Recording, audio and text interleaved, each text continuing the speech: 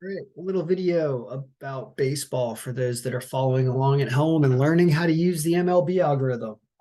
There'll be a lot of viewers who continue to watch these videos and see how we're doing this. If you eventually purchase a copy, right now you get a daily email from me from now until April 10th. You'll get it before I do any videos, oftentimes, just to access the file and get it ready. Well, let's talk about Tuesday, and we'll talk about also about Monday's results because I have both of those in here right now. So what you're seeing here is Tuesday's projections, but we don't have any lineup factors here, meaning there are no lineups for the day yet.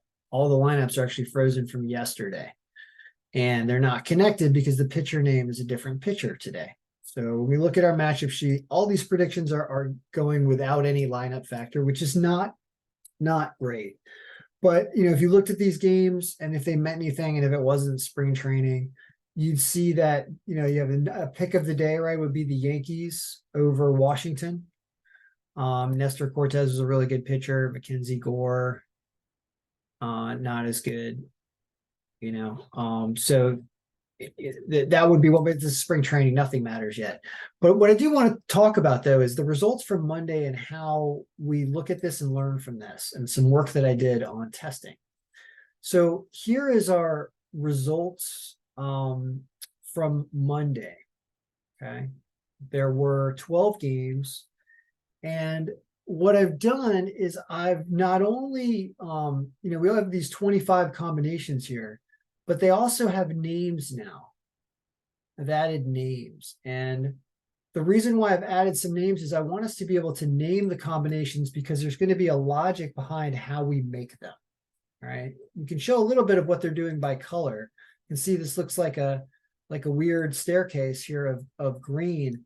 This is putting almost the entire weight on just one of these factors and then naming it that factor, so that we know when we're looking at the results, like we're looking at results from Monday, we can, instead of looking at the average of all 25 combinations, which is what this was, this ended up being a day that, went 4-6 with 2 ties, yet there was a lot of winning up at the top.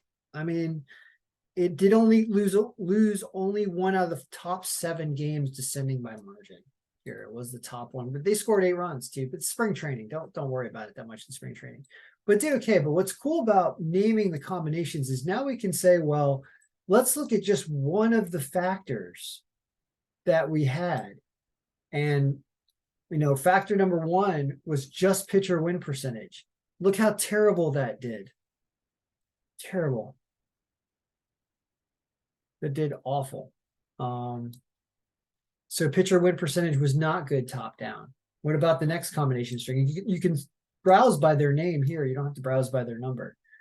Lineup factor was, I believe, the best one. Yeah, lineup factor had the top 5 win. And that's good because we actually did get finalized lineups at some point when I updated this completely at the end of the day. So that doesn't surprise me. Lineup factor was a good one. What about pitcher's ERA? Choppy. Bullpen ERA factor, bad, I would say. Pitcher's whip, bad. The starting pitcher was not a good gauge here in spring training. Pitcher win percentage was bad. Team batting average was not great. Team's average runs per game, not great.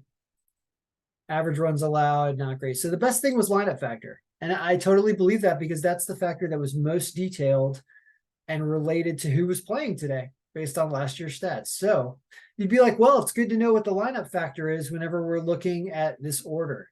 And of course, we don't have any lineup factors yet. But as soon as RotoWire announces them, or you created your own, and it wasn't completely blank like this, you could grab it and copy it and paste it in the lineup sheet right here. And it would work. But now when you do that, you'll see you get nothing. Because the way the code works is if there's nobody listed in the lineup, it doesn't put anybody in here. So all that being said, let's talk more about yesterday then, or Monday. Because so what we're going to do is we're going to name combinations. We're going to talk about how in the beginning of the year, especially when you're using limited stats for the pitcher for the new year, that your pitcher win percentage is going to want to be really low, but not when you're looking at the last year's stats. So because if the pitcher pitches like he did last year, he's a good pitcher, he'll probably continue on. Good pitchers are usually good pitchers for a while. So we're going to have different names of things. And for example, one of the ones where we have a very low pitcher percentage, we're going to make this very, very low, like 2%. When we do that, okay, we'll make it point out, we'll say it's basically worthless. All right. When we do that, we want to, what else are we doing for that pitcher and why? The answer is the pitcher has very limited stats. So when it comes to limited stats, I'd say one of the best things you can probably use for the pitcher is going to be whip, which is, walks, hits, and whatever per innings pitched, something like that. It's a pretty good number for that. So we're going to give that one 25%. ERA will give 10% because we're not going to do too much, but we got to do something because we're not giving the pitcher win percentage hardly anything. Lineup factor should be good. Bullpen factor. We're going to assume that pitching is a bad thing to do early on in the season. So we're going to lower this to like 0.1. Team batting average, or whatever this is going to be, this is where we're going to have, I think, some more weight.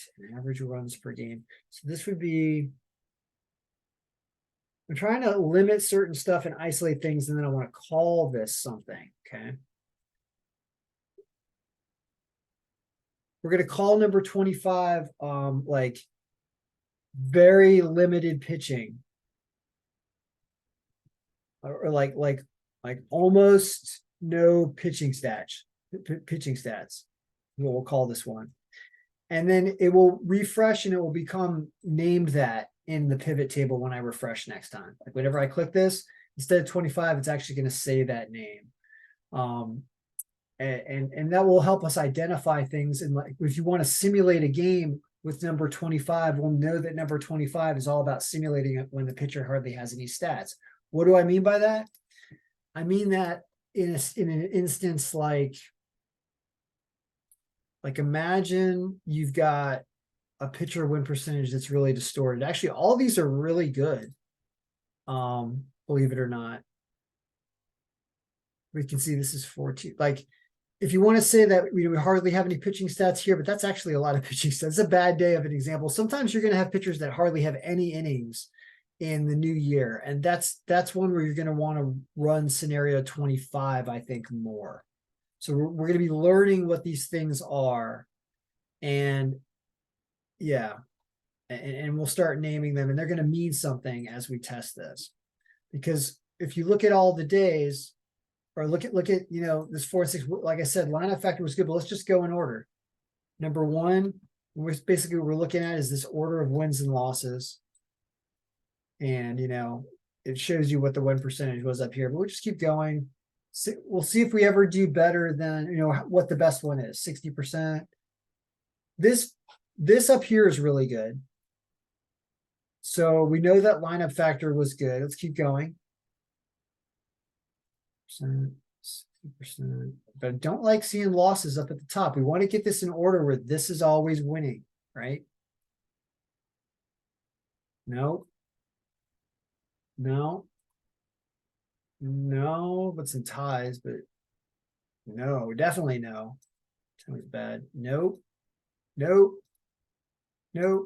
But this is just spring training. Like, it's not the way that the teams are going to play themselves out during the season. That's the thing. Because your starting pitcher isn't going that long before he might be starting again for like opening day soon, Just can't get rid of that Milwaukee loss up top, but.